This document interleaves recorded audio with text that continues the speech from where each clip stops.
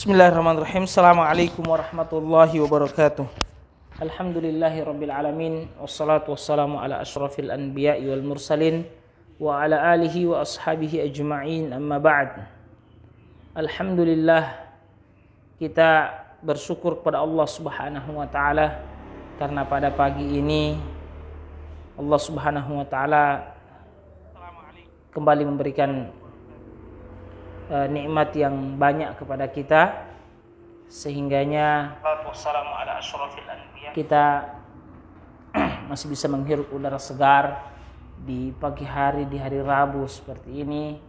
Dan juga tentunya tadi ya kita diberikan kesempatan oleh Allah Subhanahu wa taala untuk ya melaksanakan penghambaan kepadanya dengan salat subuh berjamaah di masjid. Semoga dengan kebaikan-kebaikan yang kita mulai hari-hari kita dengannya ini akan terus langgeng sampai kita bertemu dengan Allah Subhanahu wa taala. Salawat serta salam kita haturkan kepada baginda Nabi Muhammad sallallahu alaihi wasallam, pada para sahabat dan keluarganya, kepada istri-istri beliau yang suci yang mulia, dan semoga terus sampai pada kita yang istiqomah di atas sunnah beliau ila yaumil qiyamah. Para pemirsa bincang-bincang santai yang dirahmati Allah, di pagi ini kami ya sebagaimana biasa ya di tempat biasa dan juga dengan Ustadz kita ya Ustadz Ishak ya, pengasuh bincang-bincang santai yang sudah kita kenal bersama akan kembali menyapa para pemirsa yang berada di rumah, yang mungkin sedang santai atau mungkin sedang mempersiapkan berangkat kerja sementara sarapan atau aktivitas yang lainnya.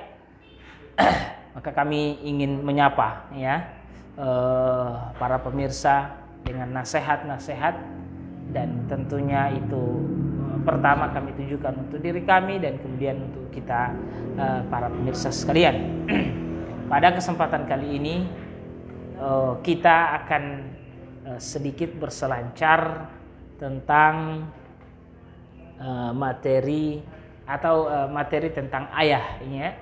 Materi tentang ayah, kita akan berbicara bagaimana peran ya seorang ayah dalam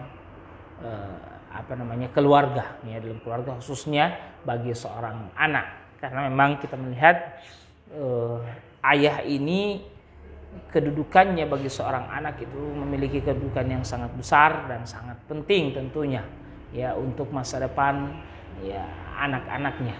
Maka dari itu kita ya akan berikan tips-tips bagaimana menjadi ayah yang dituntut dalam syariat kita ini.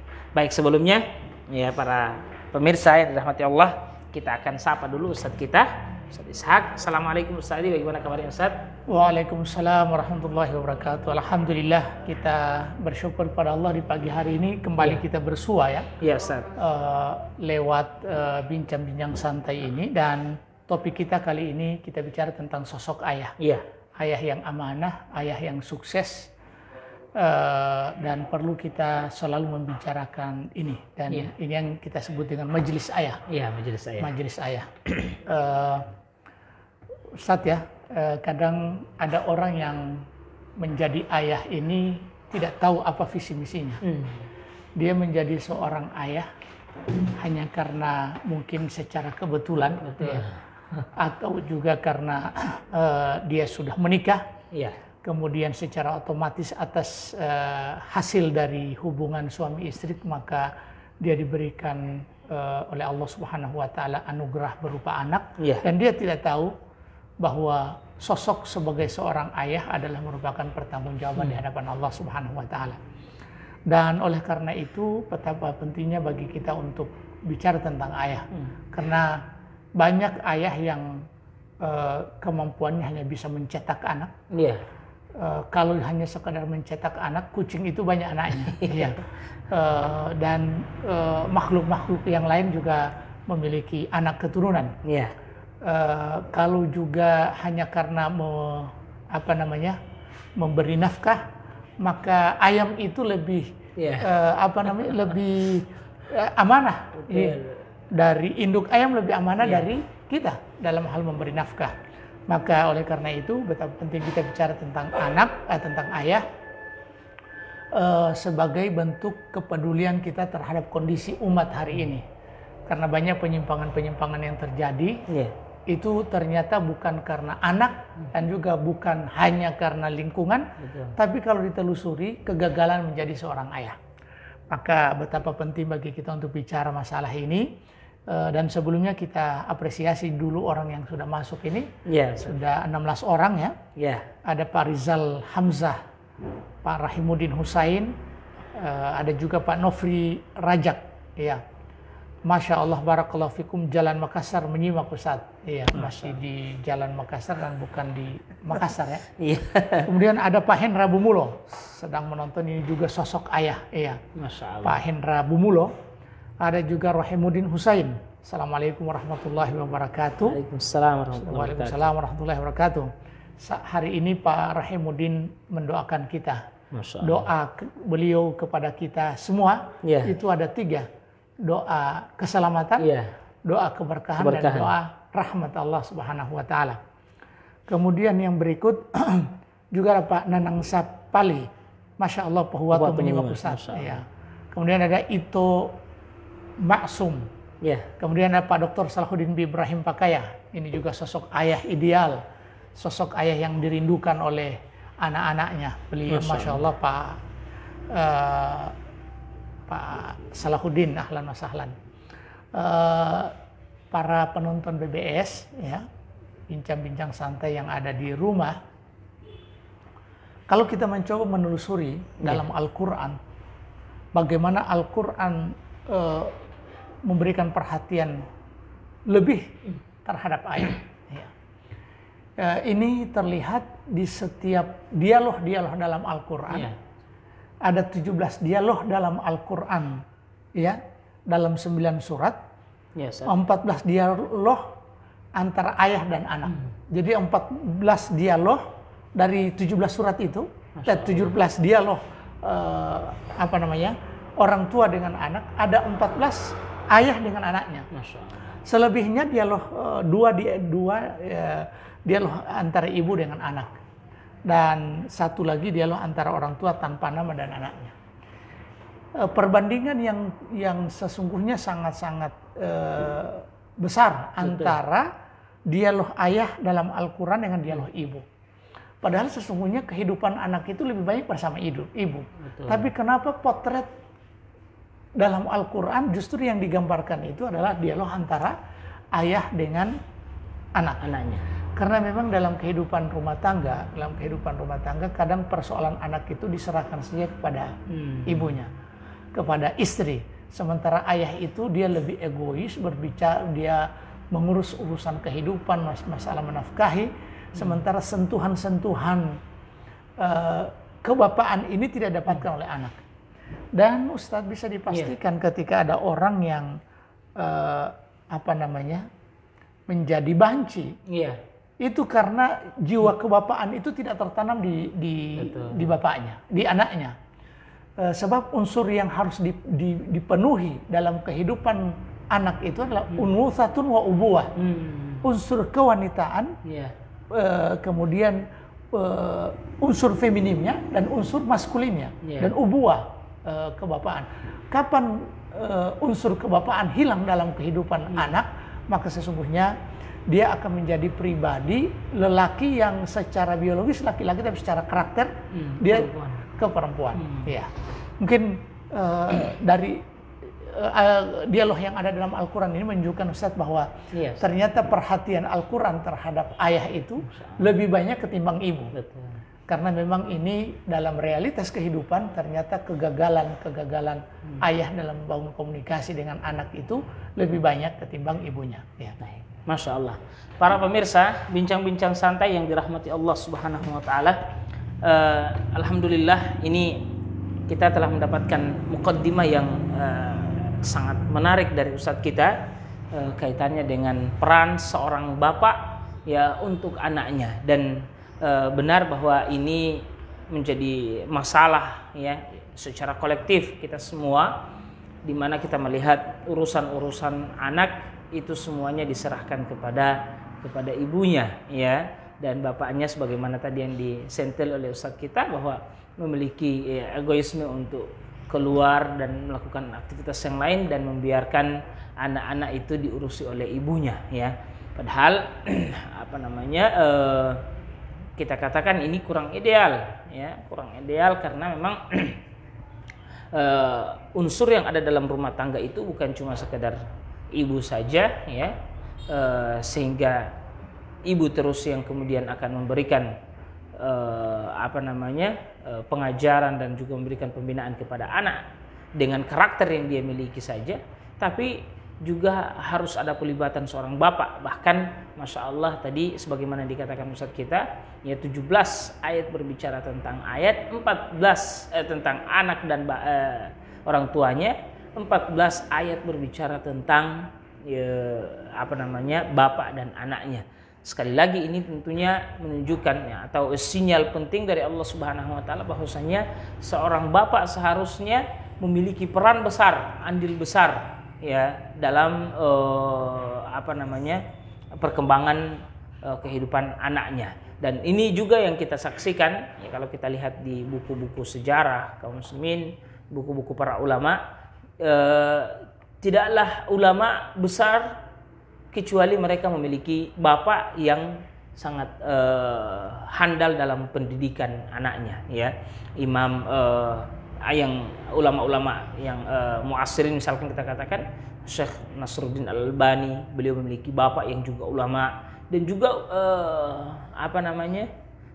para masyayikh, para ulama yang lainnya, kebanyakan mereka itu belajar dari bapak mereka sehingga mereka diangkat menjadi seorang anak. Imam Ahmad dengan anaknya ya, anaknya Abdullah dan seterusnya ya. Ini luar biasa. Sehingganya ini hal yang perlu untuk kita ketahui, bagaimana sebenarnya mas'uliyah ya, tanggung jawab seorang bapak untuk anaknya itu, dan kita akan dengarkan kembali Ustadz kita. Namun sebelumnya Ustadz, kita sapa dulu Ustadz ya. Di sini ada Pak Dr. Akram Lakilo ya, Cigi-Cigi ya, sedang menonton ya.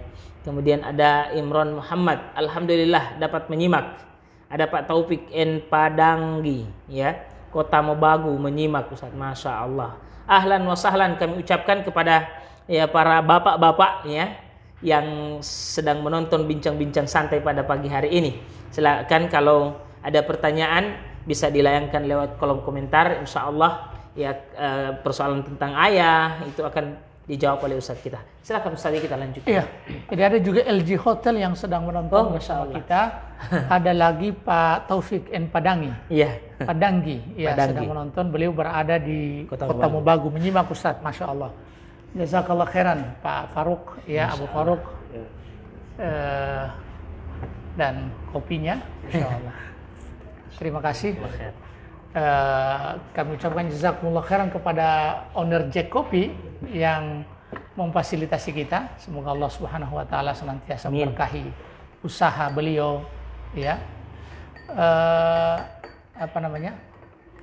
Tadi kita bicara ya. Yes. Ada Pak Ikmin Hambali, ahlan wa sahlan. Yeah. Pak Amran bin Yusuf. Jadi kita kembali ke tema kita bahwa kita bicara bagaimana menjadi seorang ayah yang sukses. Kaifa takunu aban najihan.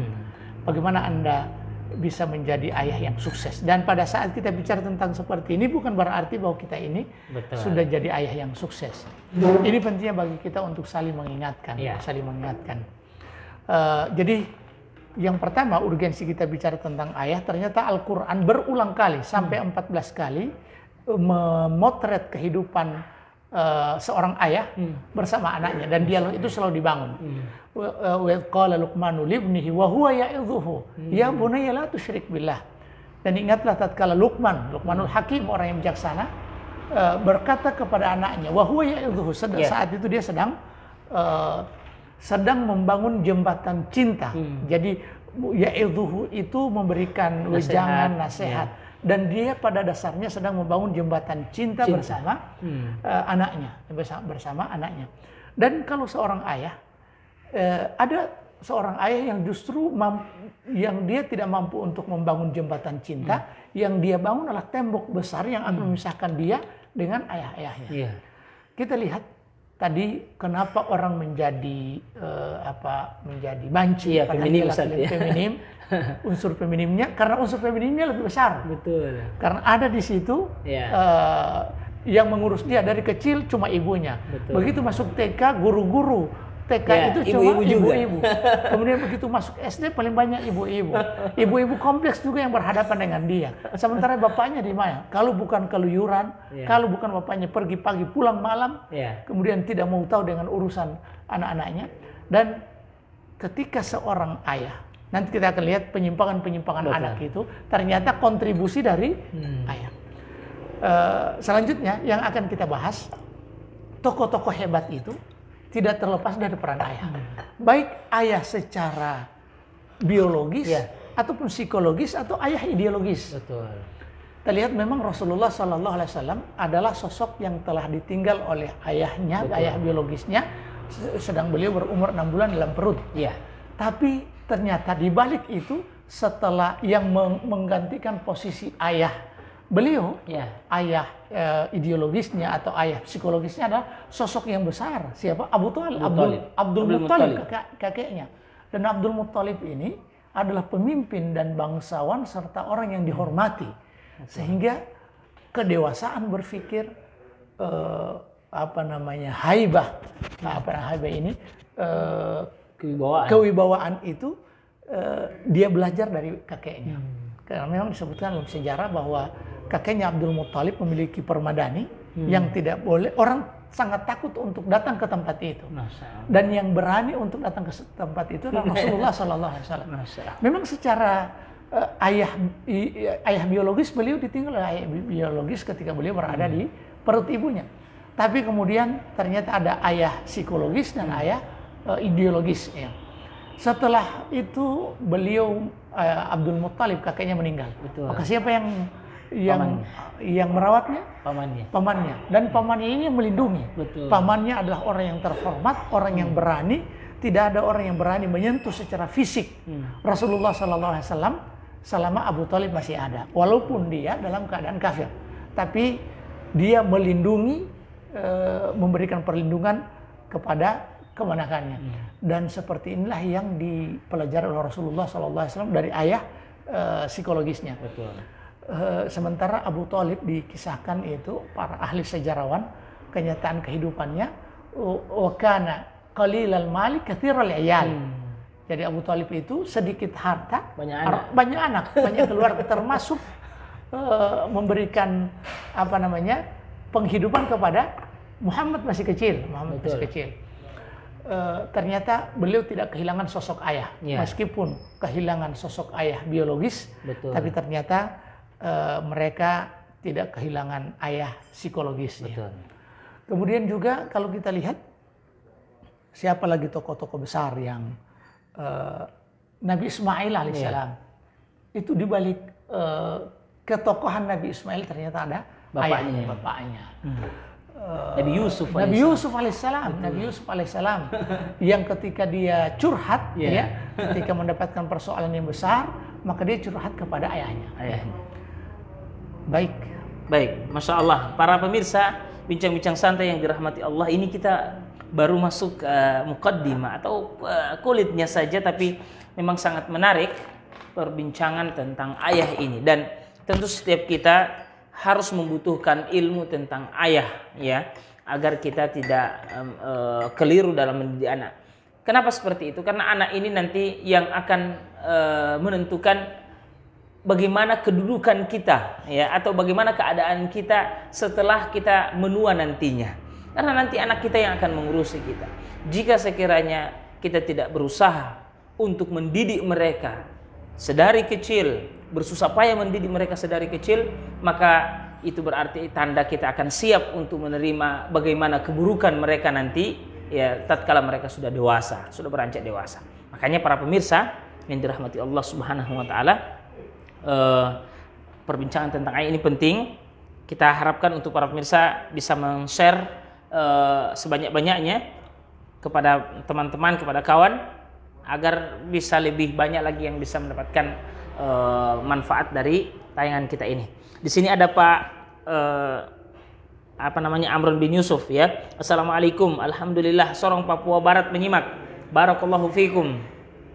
Kemudian wafikum barakallah. Kemudian ada Ramdan Mustafa ya, sedang menonton. Ada Muhammad Trianto Ibrahim.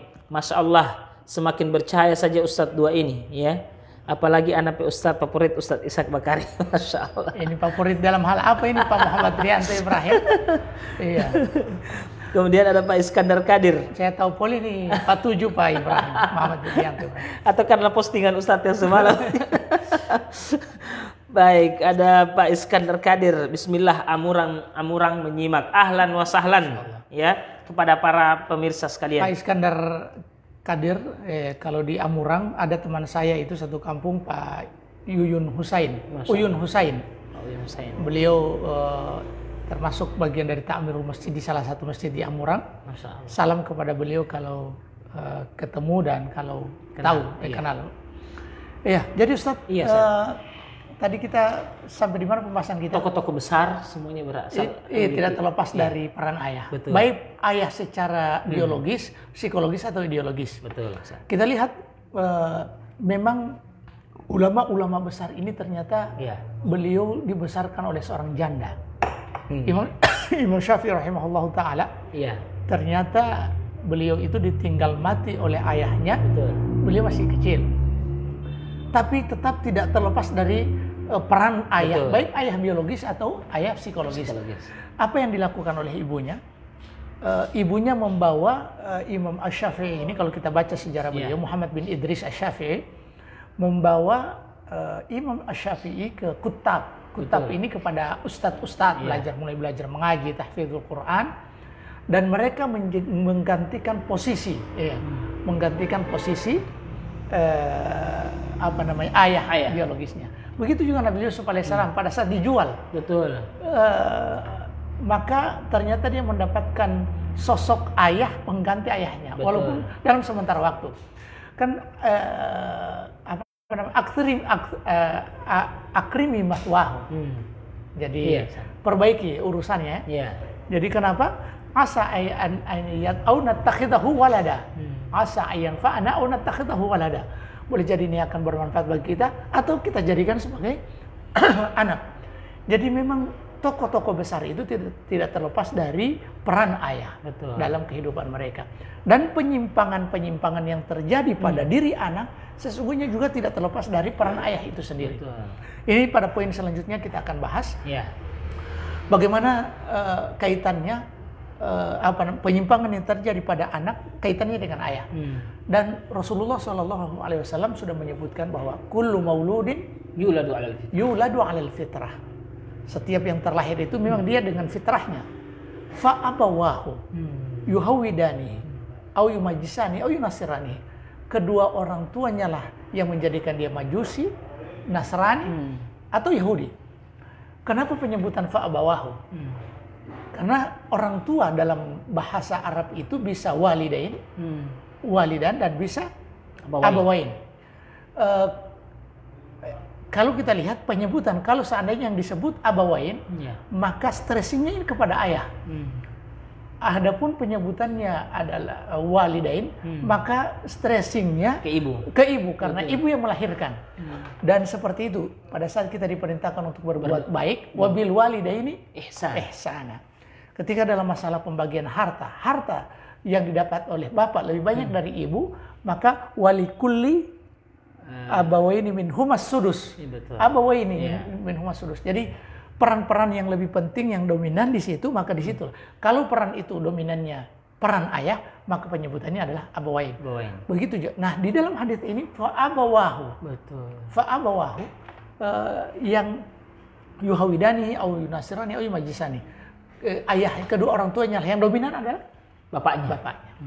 Maka Ustaz, dengan hadis ini kita bisa mengambil kesimpulan, maka bahaya kalau seandainya ada kekurangan dan ada kelemahan dari titik ayah.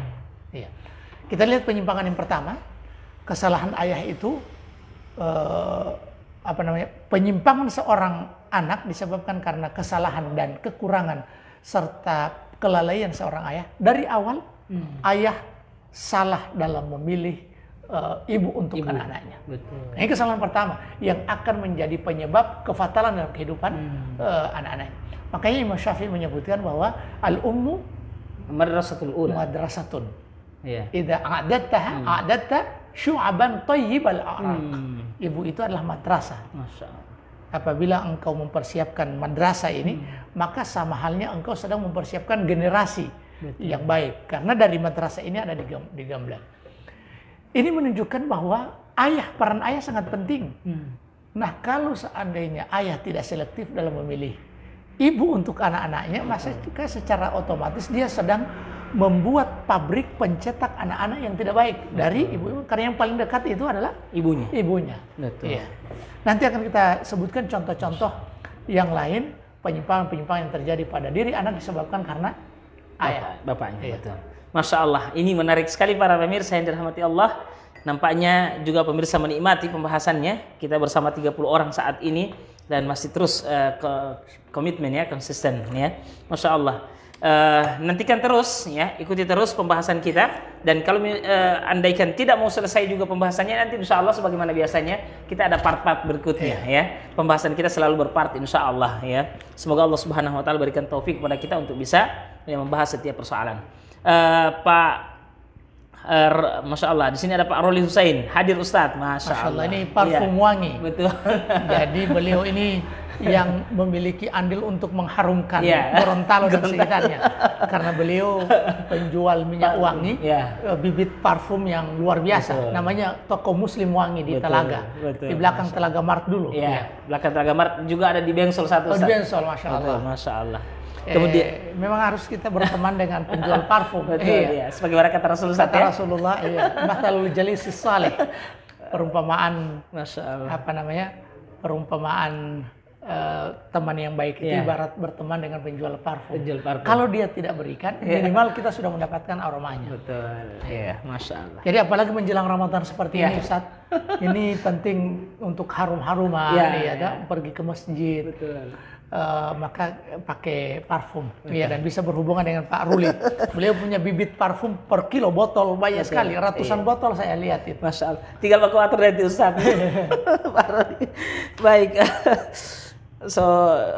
Alhamdulillah ini dari Pak Ardian Satamar, Makassar hadis Ustaz. Mau nanya apa tanggapan Ustaz tentang bom bunuh diri di Makassar yang identitas dan gaya seolah-olah orang muslim yang soleha. Iya. Jadi pertama yang harus kita dudukkan adalah struktur berpikir kita. Betul. Bahwa cara pemboman yang seperti ini itu diharamkan dalam agama. Dan agama manapun tidak mengajarkan seperti ini. Iya. Dan maka patut kita mengecam siapapun pelakunya. Baik ini pelakunya dari muslim ataupun dari non muslim. Yang kedua, jangan sampai kita menjustis bahwa ini adalah agama Islam. Betul. Sebab pelaku pemboman di negeri kita ini ada juga yang bukan muslim. Yang ketiga, terlepas apakah ini ada dalang atau tidak ada, dan memang tidak ada, biasanya tidak berdiri sendiri yang seperti ini. Maka kita kecam. Kita kecam. Yang berikut, jangan mendiskreditkan umat Islam. Kalau seandainya kita mengatakan seperti ini dari umat Islam, maka Abu Jahal adalah bagian dari orang Islam. Betul. Produk Nabi. Karena Nabi saat itu mendakwai atau Khawarij. Padahal Khawarij ini Nabi sudah sebutkan bahwa kalian akan mereka akan keluar dari agama kama yakhrujus sahmu minar ramiyah. Ibarat panah keluar dari busurnya. Yang berikut, hati-hati berbicara. Amsik alaika lisanak. Ini pesan Nabi SAW. Kita harus menahan lisan untuk tidak memberikan komentar. Berikan kepada yang berwajib. Betul. Dan kita dorong pihak yang berwajib untuk menumpas sampai ke akar-akarnya. Betul. Dilihat siapa sebenarnya pelaku ini. Ini sebenarnya dengan kekuatan intelijennya para aparat dia bisa mengungkap fakta. Betul. Siapa ini, kajian di mana, orangnya di mana, apakah muslim atau tidak. Kita lihat amsik alaika lisanak. beri kesempatan kepada yang berwajib dan doakan kepada mereka untuk bisa mengusut tuntas dengan sejujur-jujurnya. Betul. Dan agar supaya ini tidak menjadi bola liar di tengah masyarakat yang akhirnya kita saling menjatuhkan. Dan kepada kaum muslimin untuk amsik alaika lisanak, terutama para tokoh-tokoh. Betul. Para tokoh-tokoh ini jangan membiarkan lisan yang tidak bertulang ini ibarat kata orang Gorontalo, nggak ambil otamelo dila. Betul. Semuanya dikomentari dan komentarnya menyakitkan dan menyudutkan pihak lain. Iya. Dan jangan sampai ini menjadi kesempatan bagi kita untuk mendiskreditkan orang yang kita tidak suka. Betul. Kita tidak tahu kebenarannya seperti apa. Sebab kita lihat di media sudah langsung yang diekspos adalah orang yang pakai gutra, kemudian pakai cadar. Seakan-akan pelakunya adalah umat Islam atau orang yang memiliki komitmen seperti itu. Maka sesungguhnya ini keliru. Apalagi ada beberapa analisa di media yang fotonya ternyata foto aslinya tidak dengan istrinya dan seterusnya.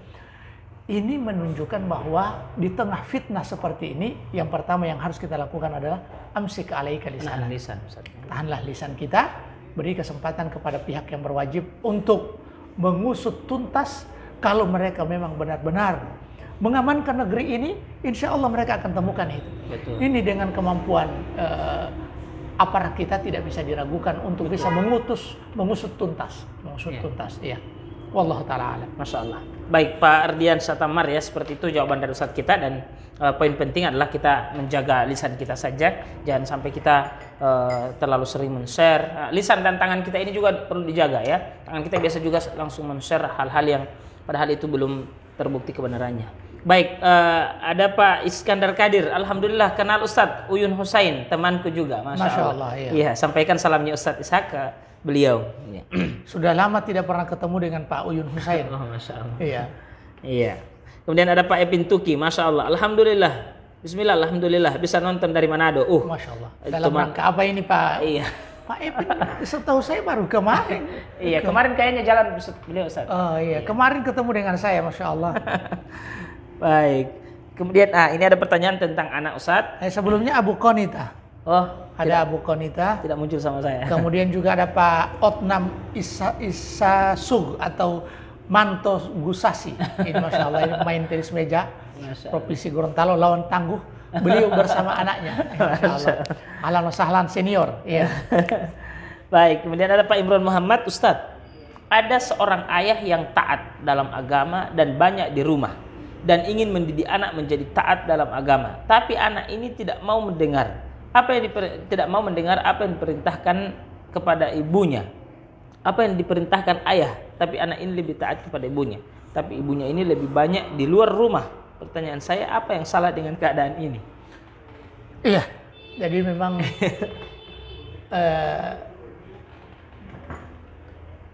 untuk memperbaiki keluarga ini, yang butuh melibatkan Allah. Betul. Kita tidak boleh bertumpu kepada kekuatan pribadi kita. Dan perlu kita ketahui bahwa orang-orang mulia, lebih mulia dari kita, Allah Subhanahu wa Ta'ala uji dengan keluarga mereka. Kita lihat Nabi Ibrahim alaihissalam. Siapa yang tidak kenal Nabi Ibrahim alaihissalam? Allah Subhanahu wa Ta'ala uji Khalilullah ini, Nabi Ibrahim alaihissalam, Rasul, ulul azmi dan Rasul, Abul Anbiya, diuji oleh Allah dengan bapaknya, dengan bapaknya Azar yang dalam keadaan kufur, bahkan owner dari pabrik patung sesembahan. Siapa yang tidak kenal Nabi Nuh alaihissalam? Nabi Nuh alaihissalam diuji oleh Allah Subhanahu wa Ta'ala dengan kedurhakaan anak kepadanya. Kemudian juga siapa yang tidak kenal Rasulullah sallallahu alaihi wasallam, Muhammad sallallahu alaihi wasallam, diuji oleh Allah Subhanahu wa Ta'ala dengan orang terdekatnya dan orang yang memberikan kontribusi dalam perjuangan beliau, yaitu Abu Thalib yang tidak mau masuk Islam. Betul. Oleh karena itu, ini adalah bagian dari ujian Allah Subhanahu wa Ta'ala kepada kita. Makanya kita selalu berdoa kepada Allah Subhanahu wa Ta'ala, wa aslih li dzurriyyati. Doa Nabi Sulaiman. Bagaimana doa Nabi Sulaiman? Rabbi auzi'ni an ashkura ni'mataka allati an'amta 'alayya wa 'ala walidayya wa an a'mala salihan tardah dan kemudian wa aslih li dzurriyyati, dan perbaiki keluargaku. Maka yang harus kita lakukan pertama adalah mendekat kepada Allah Subhanahu wa taala agar supaya Allah Subhanahu wa taala memberikan taufik kepada kita untuk bisa memperbaiki kondisi keluarga kita. Iya, keluarga kita dan keluarga kaum muslimin. Yang kedua, harus dengan teladan. Betul. Iya, biasanya sikap seorang ayah lebih jitu itu untuk memberikan pengaruh kepada anak ketimbang secara verbal. Iya. Meskipun ini penting, tapi kemudian diawali dengan uswatun hasanah, suri teladan yang baik, karena sesungguhnya anak-anak itu dia lebih pelajaran dengan uswah, memberikan pembelajaran dengan uswah dan suri teladan itu lebih mengena ketimbang secara verbal. Betul. Kemudian yang ketiga, ingatkan secara verbal. Ada hadis Nabi Abdurrahman ibn Abi Salamah. Jadi Nabi Muhammad SAW menikahi ibunya Ummu Salamah. Dan Ummu Salamah ini memiliki banyak anak, termasuk Abdurrahman ibn Abi Salamah. Yeah. Kemudian saat makan, beliau mengatakan kuntu fi hijri Nabi SAW. Aku ini berada dalam pengasuhan Nabi SAW. Wa kanat yadi tatishu fi safar. Dan tanganku itu tidak menentu di tempat, di makan bersama ini, namanya juga anak-anak. Kemudian Rasulullah SAW ingin mengajari anak ini. Yeah. Dan cara Nabi mengajari anak ini bertahap. Jadi kesalahannya adalah tangannya kesana kemari. Betul. Tapi yang Nabi sebutkan, ya gulam, samillah. Wahai anak, samillah. Ucapkan bismillah. Ini pelajaran tambahan dari Rasulullah SAW. Padahal kesalahannya adalah tangan kesana kemari. Betul. Kemudian yang kedua, wakul biyaminik, makan dengan tangan kanan. Sudah 2 pelajaran. Dan 2 pelajaran dari 1 kesalahan. Betul. Kemudian yang ketiga, wakul mimma yali. Jadi tidak langsung masuk Ustaz, tidak langsung masuk. Dan ada momen-momen kesalahan untuk kita luruskan dengan menambah pelajaran-pelajaran yang lain. Dan semestinya seperti itu. Setiap kesalahan tidak boleh dianggap biasa. Iya, harus diluruskan. Wallahu taala alam. Baik, begitu Pak Imron Muhammad ya, jawaban dari Ustadz kita. Dan Masya Allah, ini semakin menarik ya pembahasan ayah ini. Ini juga masih ada pertanyaan Ustadz dari Pak Iskandar Kadir. Ya, umur berapa anak diajak bermusyawarah? Apakah mendidik anak perempuan sama dengan mendidik anak laki-laki? Iya. Jadi nanti kita bagusnya kita buat per tema ini bagaimana menghadap. Walaupun kita ini bukan pakar parenting, tapi setidaknya kita tertata rapi Ustaz. Gambarkan. Yang pertama, jadi anak itu model pembelajaran anak itu mulai dari umur 0, bahkan sebelum 0, masih di perut itu, maka sistem pembelajaran talqin. Apa talqin? Kita sampaikan setiap apa yang kita inginkan kita sampaikan. Seperti tadi Abdurrahman bin Abi Salamah, kemudian anak-anak mulai diperdengarkan dalam perut itu, perdengarkan, karena memang yang pertama yang Allah ciptakan itu wa ja'ala lakumus sam'a wal absar wal afidah. Jadi pendengaran pertama. Betul. Sehingga kita perdengarkan hal-hal yang baik. Ya, masih dalam perut.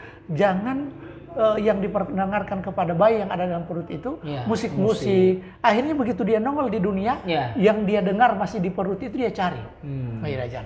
Yang berikut talqin, ya bunayya la tusyrik billah inna syirka la dzulmun azim. Wahai anakku, janganlah engkau berbuat kesyirikan.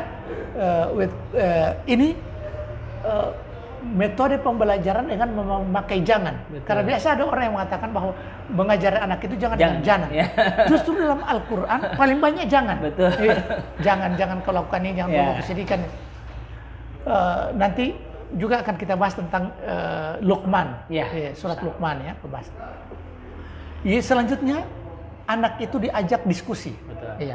Ketetapan umurnya biasanya ini ijtihad para ulama. Tapi kita yang paling tahu kapan anak itu sudah bisa kita ajak diskusi. Mari kita berkaca dari kehidupan Nabi Ibrahim alaihissalam. Mau menyembelih anaknya. Ya bunayya inni ara fil manami anni azbahuka fanzur madza tara, wahai anakku. Aku melihat dalam mimpi kemudian aku menyembelih, bagaimana pendapatmu? Jadi tidak egois. Betul. Iya. Nabi Ibrahim alaihissalam begitu ada perintah Allah, dalam keadaan tidur langsung disembelih. Tapi ini membangun komunikasi. Betul. Membangun komunikasi. Saat kita sudah mampu untuk melihat bahwa anak ini memiliki kemampuan untuk diajak diskusi. Oke, Masya Allah. Baik para pemirsa dan khusus Pak Iskandar Kadir yang bertanya tadi. Oh ini tadi Ustadz masih ada pertanyaan. Sama tidak pendidikan anak perempuan dengan anak laki-laki? Tentunya dari sisi psikologis beda. Iya. Sisi psikologis beda. Nanti kita akan bahas ini mendidik anak, bersabar dengan anak laki-laki, bersabar dengan anak perempuan. Yang paling terpenting adalah kaidah dasarnya unsur unusatun wa ubuwa, unsur keibuan dan kebapaan, feminim dan maskulin itu harus hadir dalam setiap diri anak-anak kita. Anak-anak kita. Dan apa namanya? Kita mungkin insya Allah akan kita buatkan satu part khusus saja untuk pendidikan anak ini ya. Pendidikan artinya bagaimana cara mendidik anak dengan baik ya. Kemudian ada Pak Otnam Isasung ya. Mantap Pak Ustadz. Masya Allah. Ini senior saya ini. Masya Allah. Senior dalam tenis meja dan senior dalam hal yang lain. Kemudian ada Pak Watlan Istiqomah. Kalau akan menyimak, Masya Allah. Ahlan wa sahlan. Ada Pak Adityo. Masya Allah Ustadz, yang saya suka diksi owner pabrik patung. Itu bahasa sekarang saja. Intinya ayah Nabi Ibrahim alaihissalam Azar. Beliau penjual patung, pabrik patung kemudian dijual. Dan anaknya Nabi yang memang mau menumbangkan patung ini. Kemudian ada Pak Epin Tuki, Ustadz Roli Husain, Masya Allah. Ini yang ini tadi. Baik. Ada Abdul Khair Thabit. Tidak muncul. Tabbatanallahu jami'an. Masya Allah. Alal khair. Amin. Iya. Pak Abdul Khair Ustadz ini Masya Allah, Abdul Khair Thabit. Ada Fat, ahlan wa sahlan. Ini ada juga dari Hendro. Ini Pak Ustadz, ini guru saya, Masya Allah. Guru saya Dr. Dasman Ma'ali. Masya Allah, hadir juga. Sakna ilaikum ya habibana. Samihna ala at-tataful ala ma'idatul ulama. Mohon maaf kami langsung ciut ini. Ketika melihat Bapak Ustadz ini Dr. Dasman Ma'ali ini hadir bersama kita dari Riau. Ini ulama besar dari Riau, memiliki disiplin ilmu dalam masalah hadis dan rijalul hadis. Dan saya juga termasuk orang yang selalu mengambil istifadah dari siaran langsung beliau. Jadi beliau baik itu di akun beliau Dasman Ma'ali ataupun di Sahabat Dasman. Masya Allah. Luar biasa. Iya. Kemudian Ustadz, ini ada pertanyaan lagi Ustadz dari Pak Hendra Bumulo. Iya. Assalamualaikum Ustadz. Waalaikumsalam warahmatullahi. Untuk bulan Ramadan tahun ini, apakah ibadah tarawih akan diberlakukan seperti tahun kemarin, ibadah di rumah, sebab lagi ramai di Facebook diperdebatkan, dan apakah MUI Gorontalo sudah ada putusan akan hal ini? Silakan Ustaz. Kalau untuk MUI Provinsi Gorontalo belum ada edaran. Tapi biasanya fatwa MUI itu merujuk kepada MUI pusat. Betul. Yang kedua untuk breakdownnya ke daerah-daerah, ini nanti akan dilihat keputusan pemerintah. Betul. Keputusan pemerintah. Karena ini masalah-masalah yang berkenaan dengan keumatan, yang kalau seandainya yang memberikan fatwa person atau kemudian kelompok-kelompok dan organisasi-organisasi, maka sesungguhnya ini akan semakin memancing keributan. Ala kulli hal, dimanapun kita berada, bagaimanapun kondisi kita dituntut untuk beribadah kepada Allah Subhanahu Wa Taala. Dan kalau seandainya kita sulit beribadah di rumah, ada rukhsah kita beribadah di masjid, kita bisa ibadah di rumah. Idza safara,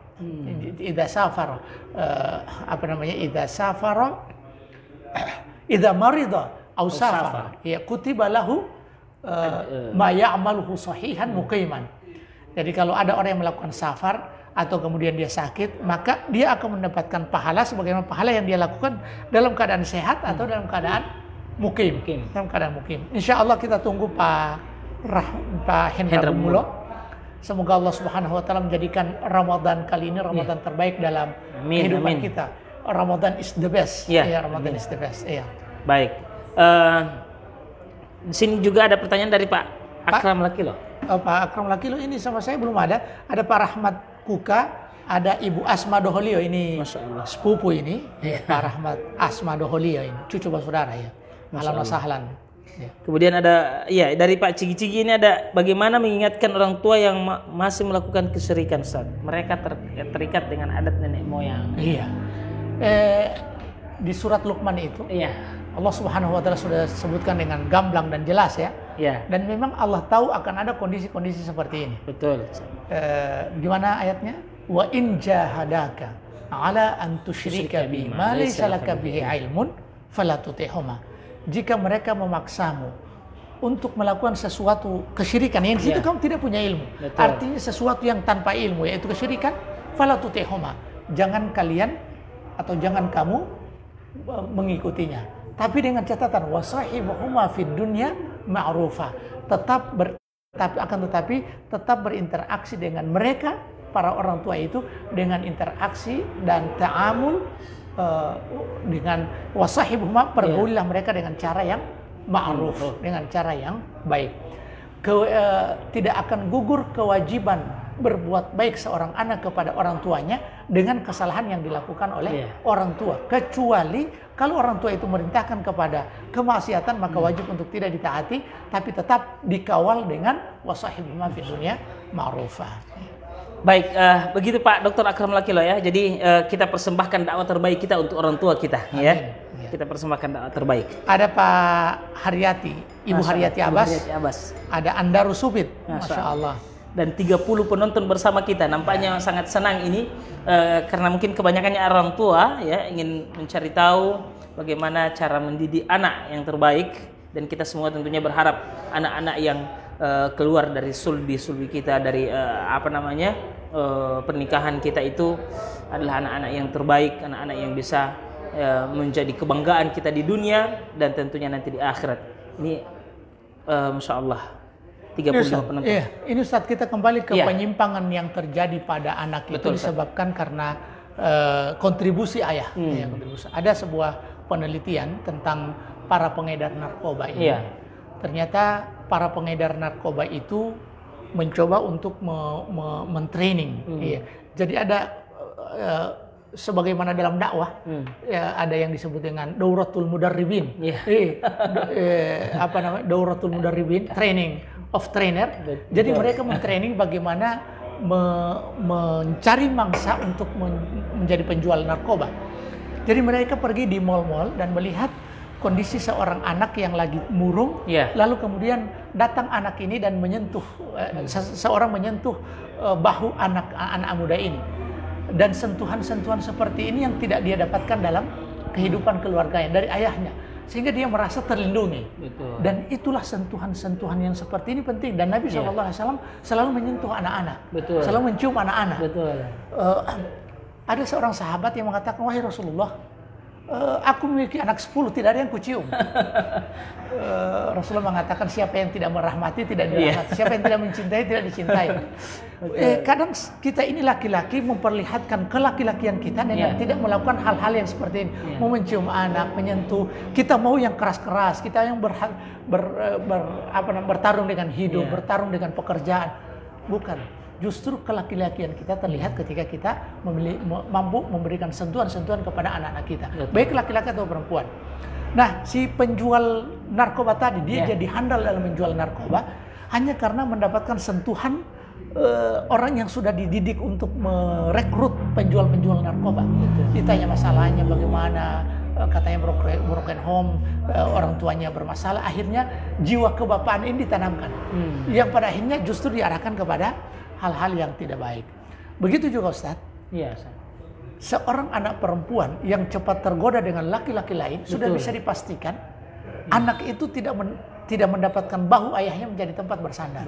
Ayahnya hanya membangun tembok pemisah antara dia dengan bapaknya. Jarang mendapatkan ucapan cinta dari ayahnya. Satu saat juga kita akan bicara tentang majelis istri, majelis anak ya.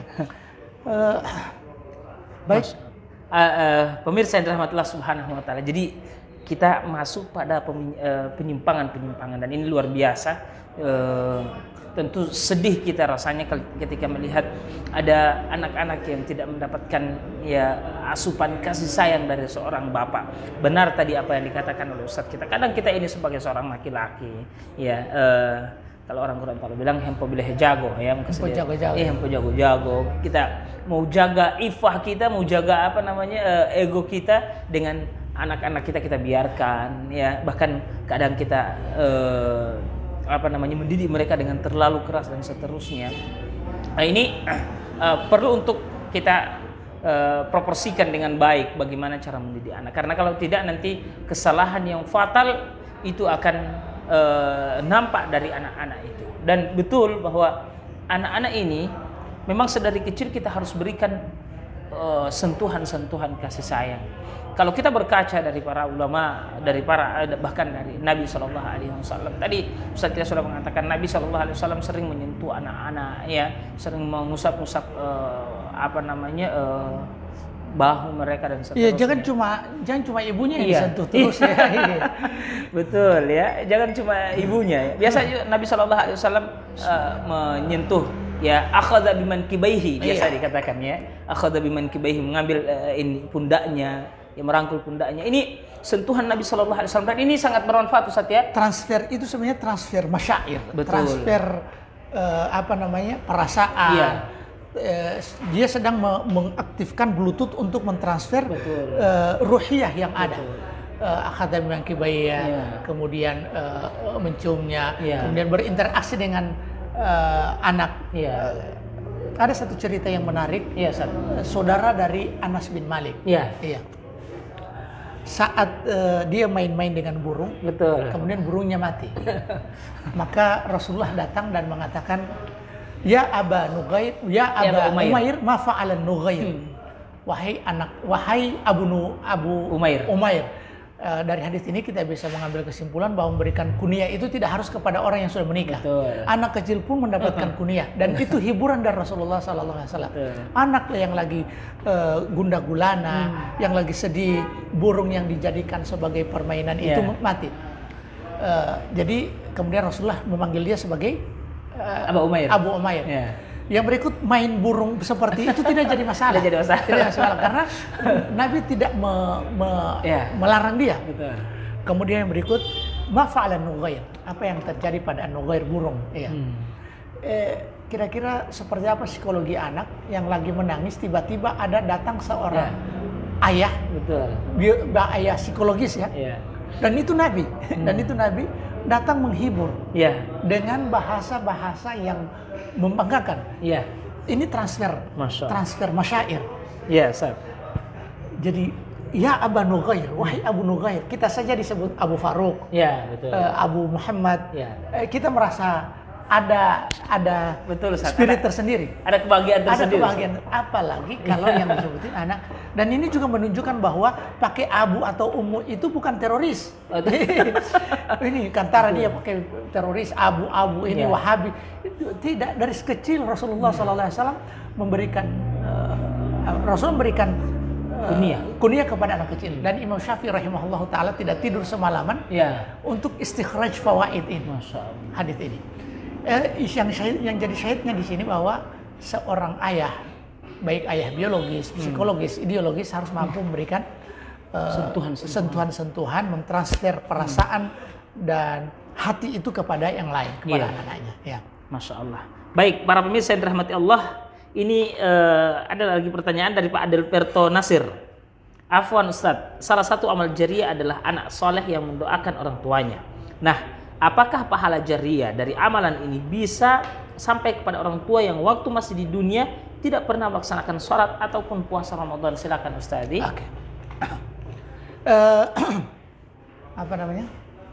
Jadi hukum asalnya alaisa lil insani illa ma sa'a. Tidak ada yang bisa didapatkan oleh seseorang itu kecuali memang dari usahanya sendiri.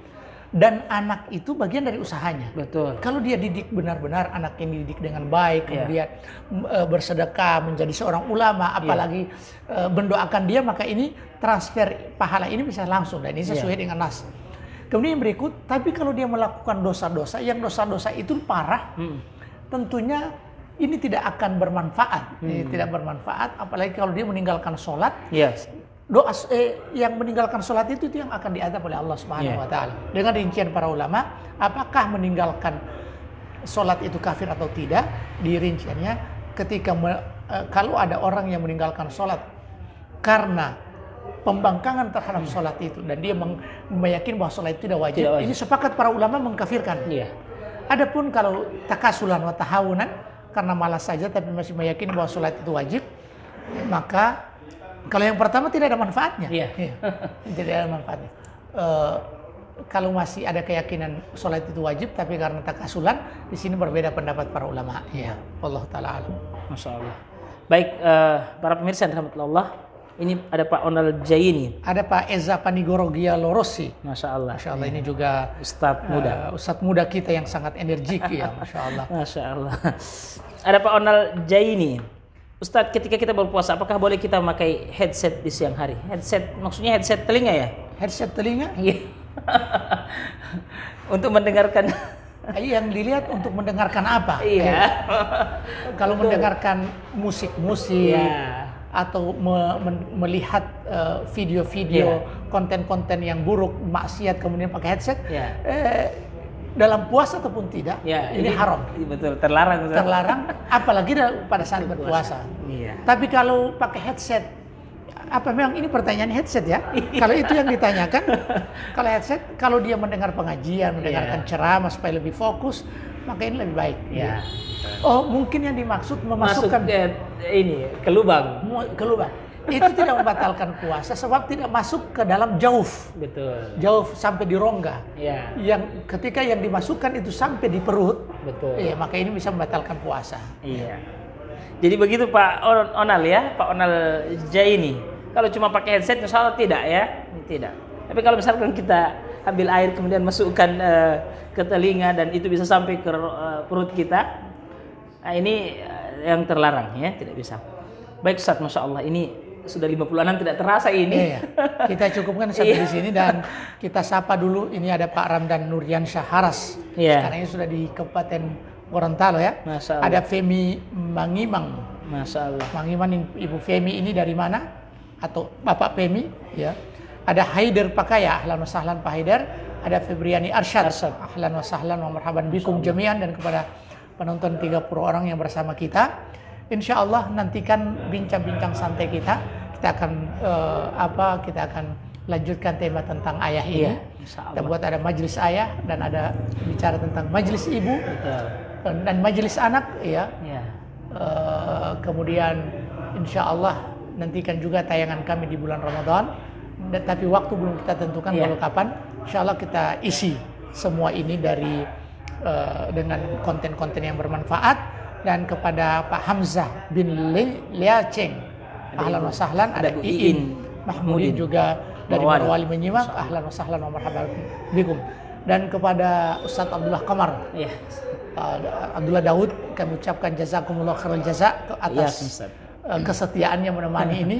Insya Allah kesetiaan ini akan kekal sampai di akhirat, di surganya nanti. Dan kepada para penonton juga yang setia menemani kita, semoga bincang-bincang santai ini akan selalu diberkahi oleh Allah Subhanahu wa taala, akan menjadi mafatihah lil khairi maghalika lisyarr. Pintu-pintu pembuka kebaikan dan pintu-pintu penutup keburukan. Dan kepada pemilik Jack Kopi, warung kopi Jack Kopi, kami ucapkan jazakumullah khairal jaza atas fasilitasinya, baik kopi, kemudian juga air, dan juga walaupun masih di pagi hari ya, kemudian tempat wifi-nya. Semoga Allah Subhanahu wa taala berikan keberkahan kepada antum dan kepada kita semua. Dan kepada teman-teman yang sudah berada di warung kopi ini yang lagi menikmati cita rasa kopi yang begitu menggoda. Semoga kopinya akan menjadi inspirasi kebaikan. Amin. Dan terima kasih. Untuk kesempurnaan majelis ini kita tutup dengan doa kafaratul majelis. Subhanakallahumma bihamdik, asyhadu an la ilaha illa anta, astaghfiruka wa atubu ilaik. Wassalamualaikum warahmatullahi wabarakatuh.